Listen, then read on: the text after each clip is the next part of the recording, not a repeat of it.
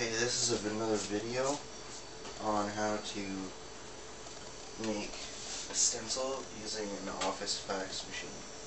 Now, you really need to know your fax machine because some of them will require that you need paper in them. Some won't. Mine doesn't actually need any paper in it for it to take the stencil, other than the sheet I'm going to put in.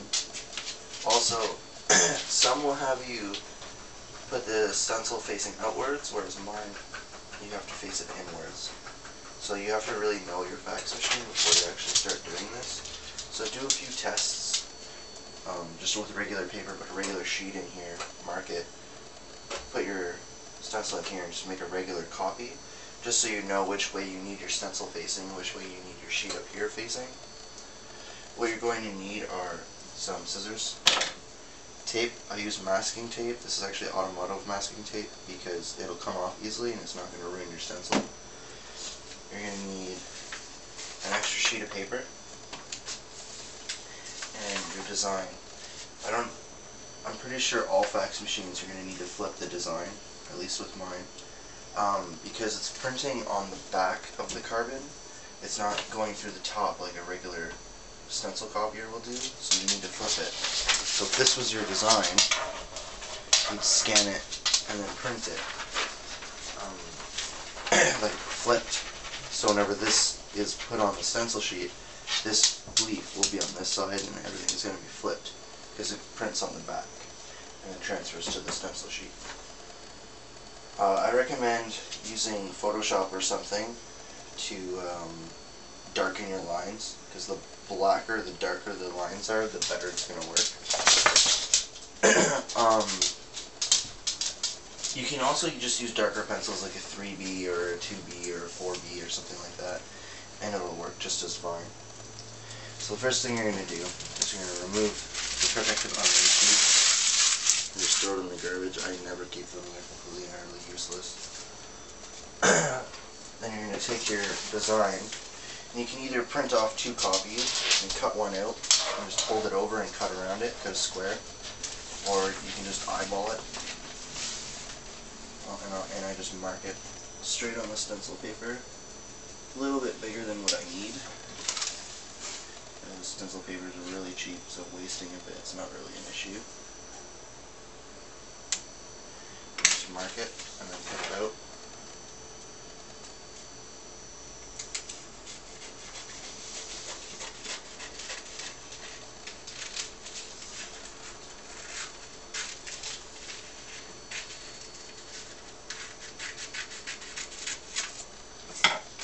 Take the yellow piece on the back, go to the garbage, extra goes away, and you take your extra sheet. It doesn't even matter if there's anything on it because it's not going to print directly on this sheet.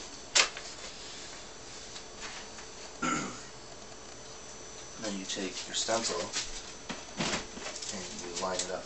I usually, if you're using the bottom where it has this little bit on the end, I usually put that on top, just because it's easier for that to get caught.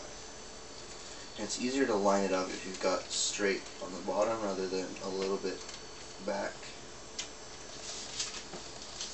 This is a lot easier if you use a light box. Mine is actually broken right now. I'm waiting to have another one delivered.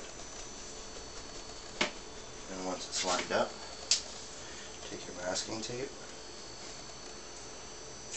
This is Cantech brand, Canadian technical tape. And again, I don't know if this is all fax machines or if it's just mine, but I usually take the sides first.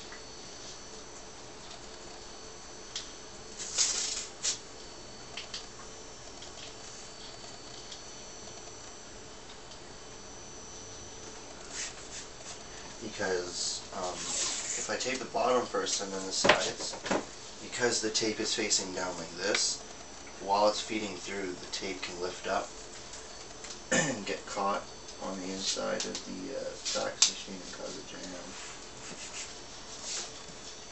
So I usually do the sides, then the bottom, to cover up the sides. And then just push it down really well so that it's not going to get caught.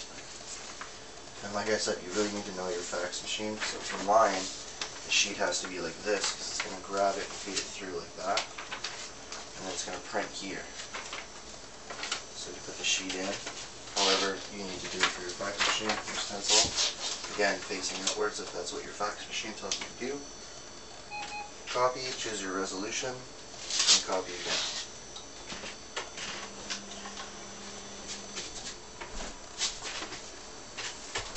And it'll feed through.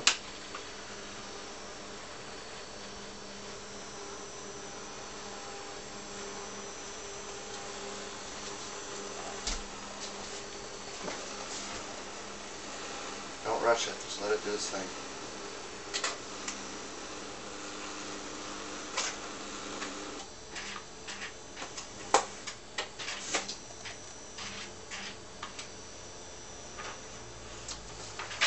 Now there's your stencil, nothing wrong with it.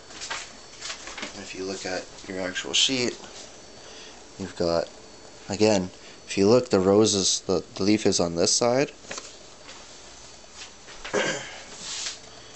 Tape back. And again, this is just spare sheet, so if you rip the paper, that's fine. Just make sure you don't rip your stencil.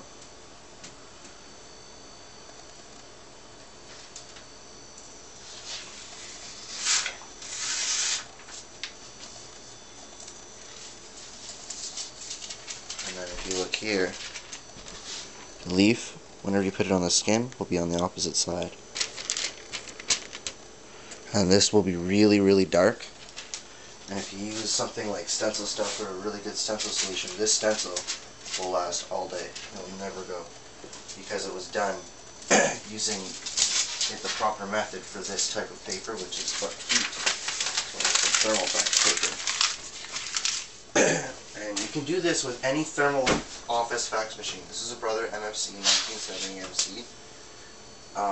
Most print fax machines these days are thermal, so you can pretty much use any fax machine that's there. If your fax machine's dot matrix, you need to get hectograph paper, which uses pressure rather than heat.